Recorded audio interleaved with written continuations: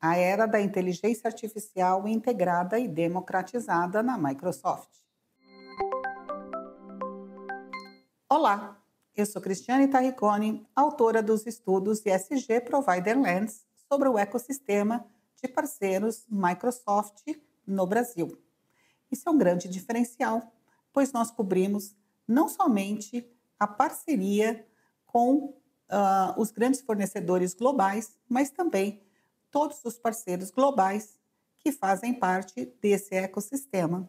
E eu tive a oportunidade de acompanhar no território brasileiro como a Microsoft tem evoluído, não só nas suas soluções em nuvem em Azure, mas, e inclusive, no uso das soluções Copilot com uso de inteligência artificial em vários clientes.